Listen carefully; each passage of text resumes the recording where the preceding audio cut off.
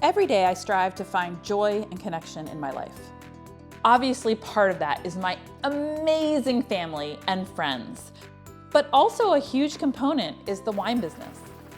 I have spent the last 19 years as an importer and distributor of wine in Washington, D.C., and let me tell you, it fills my bucket.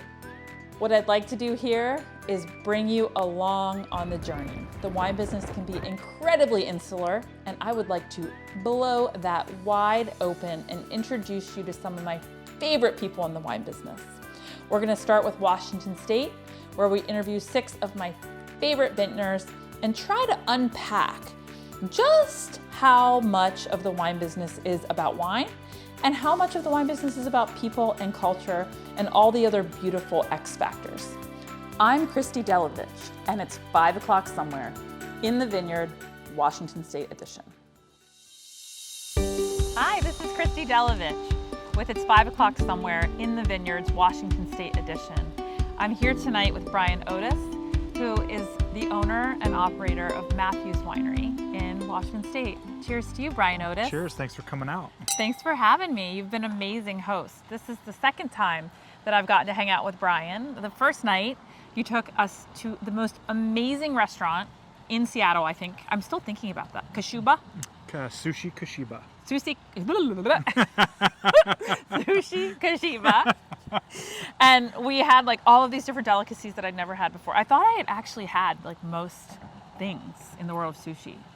We touched a lot of sushi bases. It was really incredible. The flavor profiles of everything was insane. And it's about like a stone's throw from Pike Place Market. And if you think about what Pike Place Market is known for, flowers for me, but forever now, seafood. Yeah. It was pretty incredible. It's the only sushi restaurant in the Pike Place Market area. And we just had an incredible meal, omakase with how many bottles of V-Mart? We probably shouldn't say it on tape. That's Too many true. bottles Yep. of V-Mart. Somewhere. So Brian, talk me through. I know you don't give many interviews. That's right. But what is Matthews to you? What is Matthews? Matthews is a phoenix from the ashes. Okay. We really specialize in Cabernet, Merlot, Cab Franc, Malbec, Petit Verdot reds, Okay. and Sauvignon Blanc and Semillon whites here in Washington State. Okay. It's a wonderful place for all those varietals. Family owned and operated. That's right. Yeah, family owned and operated. And which is very fun. Which is everything. Yeah. Which is everything. Anyone who knows me talking about wine, I am 99.9% talking about family owned and operated wineries. I find them to be compelling, not only in the pride that families tend to put forth when they put their family behind something, Yeah. but also just the belief that you're building something not only for today, but for future generations. And when you have that in mind, decision making is very different. Yeah, very different. And I don't know, there's a lot of trust when you're working with your family. It's a lot of fun. It's a lot of work. But at the end of the day, it's very rewarding. So tell us about your family. They're all involved. Every single one of them. Okay. Yeah, everybody that's even married in gets involved as well. Oh, really? Oh, yeah. The way I describe a family-owned winery is there's like one big text message thread that everyone chips into, and no one knows who the boss is, and everyone's right. Yeah. And if you can lean in and take joy in that amount of energy, then it's unlike anything in the world. It's the best. It's the absolute best. So who's the boss? My mom. Yeah, always. Cheers to that. Always the mom. I hope, Ross, you're watching this. Always the mom. Always the mom. So what are you excited about? In terms of Washington State wines, I'm quickly forming new opinions in a good way. Yeah.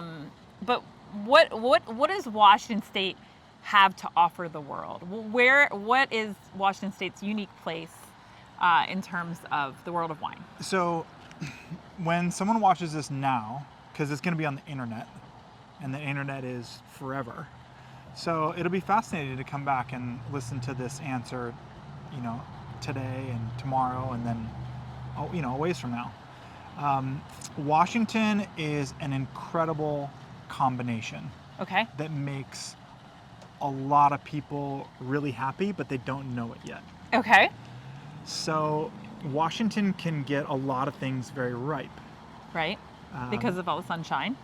Yeah, so it has, when you look at it on paper, it's like an athlete that excels in football, baseball, but also Good letters and everything. who also is in like Les Mis in the school play. It's like the Renaissance man. It's like, what can't it do? And I think in many ways that's Washington's burden as well as its blessing. Trying to figure out like an identity crisis. That's right. Yeah. Okay. So what's so key with Washington is it can do the basics so well. Okay. So things like Cabernet, Merlot, Cab Franc, Petit Verdot, Malbec, blends, Sauvignon Blanc, and then Chardonnay. You look at them and they're remarkable, they're beautiful. But then it also can be adventurous with things like Syrah, Grenache, and Rosé and sparkling. Yeah.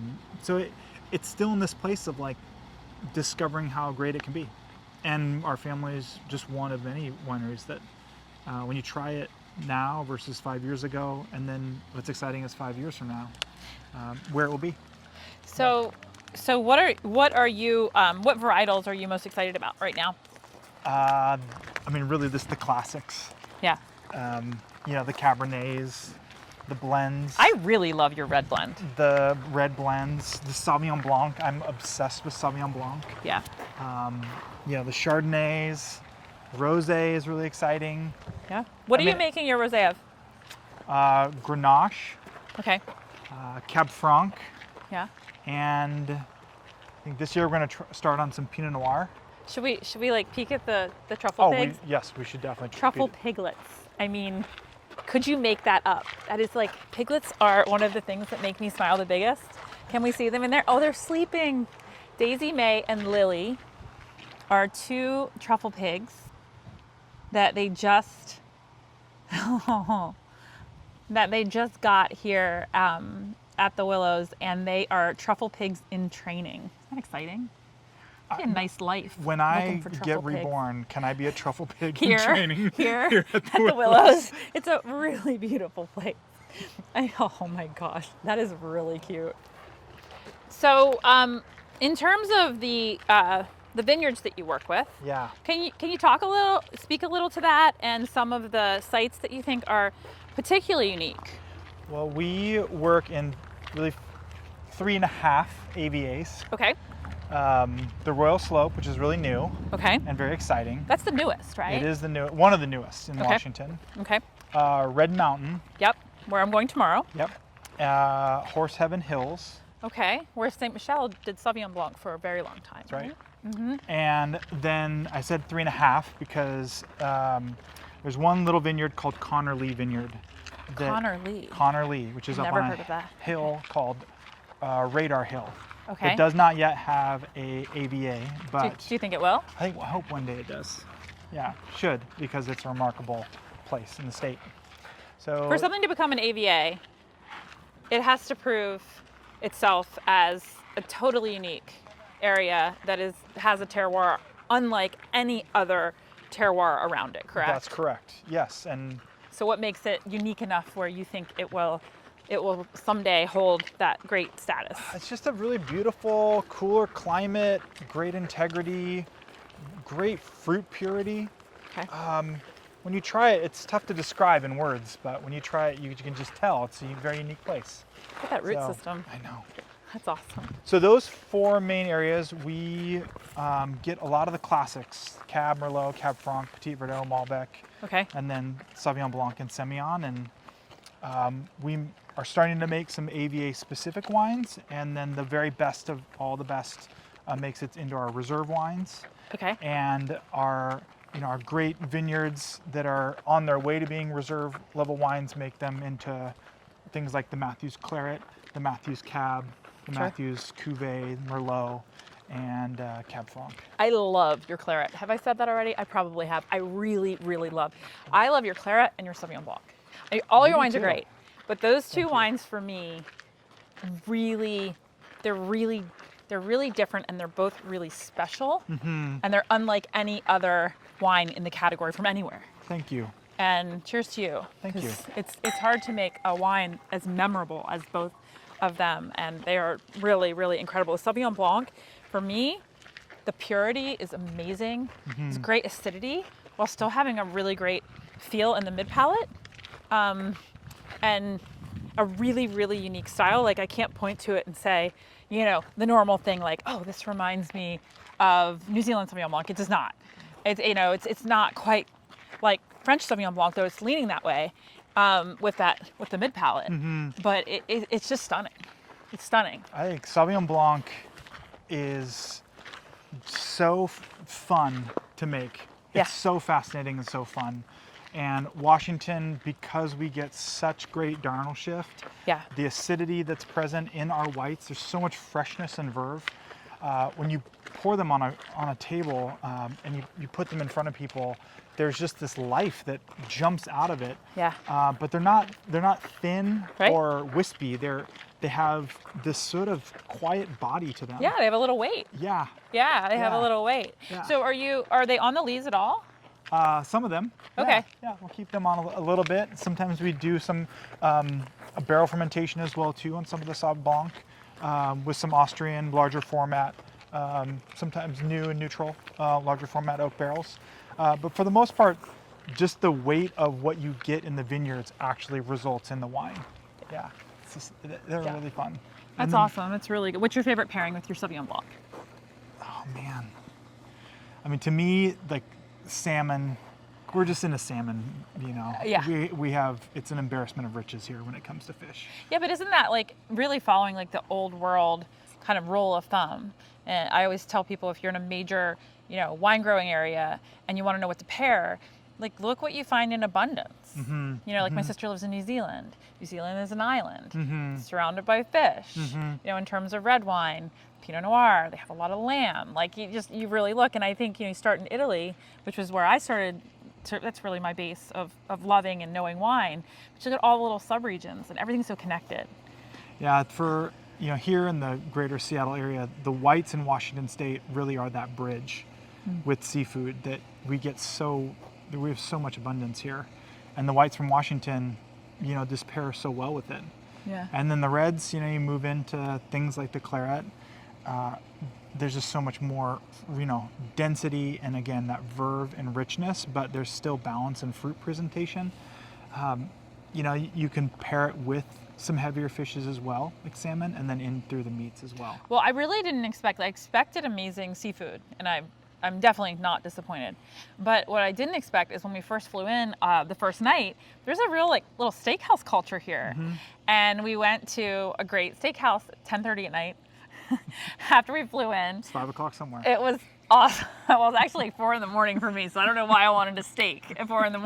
But we got this ribeye, and it was an aged ribeye, and they cooked it sous vide first, and then seared it. And it was incredible. And we drank it with a Washington State blend, and it was amazing. They seasoned it with just like a little salt, and then that, you know, it was a Merlot Cab blend, Merlot heavy. It was unctuous. It was delicious. So I think there's, you know, when people are paying attention to food more and more now than ever. Yeah. And, you know, wanting to know, at least that's what we see, is just they want to know where stuff was sourced. And it could be, you know, our sister city to the south, Portland, creating that attention to detail about product placement and like where things come from.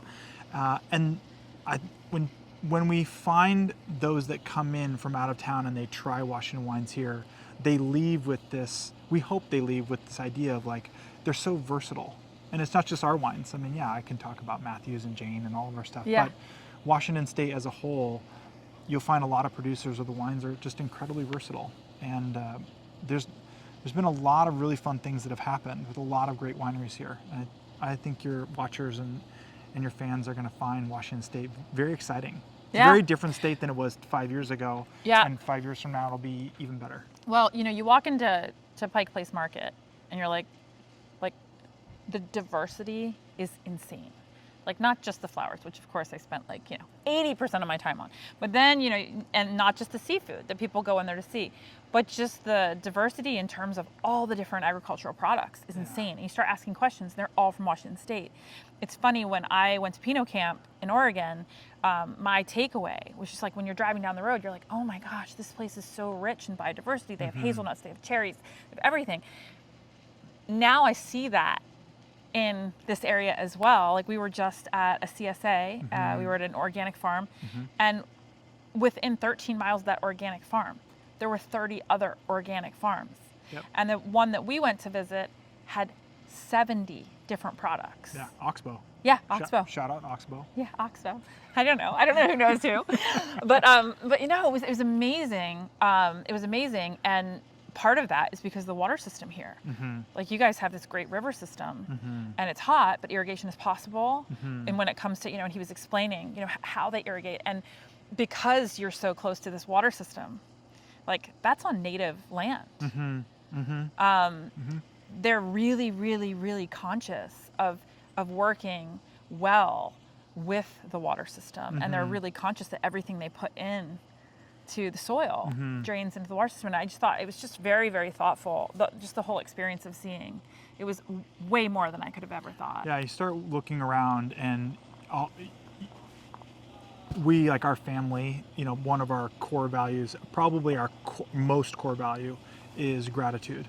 Okay. Inside of our entire family, our entire business. And when you look around this area in Washington State in general, you start to really realize how fortunate we are with what we have here. What are you grateful for? I mean, sorry, I don't ask like little questions. We want to get to know you. I'm grateful that I get to get up every day and spend time on, our farm with my wife, and work with my family and our extended family. Married. Just married, yep. Baby on the way. Can I say that? COVID family. Can I say baby on the way? Baby on the way. We can edit it out. Baby on the way. Baby on the way. Yep. We find out a boy or girl in a couple weeks, and work with my family and our extended family, which are our staff members, and just make wines out of these great vineyards, and then discover new vineyards. When I wake up, it's like an adventure, literally adventure every day. It's awesome. Cheers to that. Yep. And then, to have Christy out, here. Are you saying you're grateful for me? 100%. Oh, that's so awesome. Aren't you a charmer? But if you think about it, like, there's so much that had to happen for this to happen. Yeah. Like, for you to be excited about coming to Washington State, meeting with everybody everybody from Winebow, shout out Dean, shout out, the Grand whole gesture here. 100%. The whole thing, just to like get you here, taught, and so excited. We're fortunate to have you, but that's Washington State. That's not me. Yeah, I have been really pleasantly surprised by. I think people are nice everywhere, but people have been particularly nice here. And obviously, the producers, like you guys, have been so amazing and so open and so warm, which is just so nice, you know? But just like walking down the street, like, people are just really, really, really friendly and really open and really willing to stop and have a conversation. Yeah. And it's very, very cool. It's very, very cool. It has like a really nice charm here. Yeah, it's remarkable how much Seattle and the greater Seattle area has supported the wineries here that started. But now it feels like Washington wants to start telling its story at a little bit larger level. Yeah, which is awesome. Yeah. Cheers. Thank you for watching. Stay tuned for episode 5, released this Thursday. We get a personal tour of the Washington State lay of the land, driving over the Columbia River and through the Snoqualmie Pass with winemaker Andrew Janik. He shows us just what makes Washington State geography so special. We will be releasing a new episode every Tuesday and Thursday at 5 p.m. through November 11th.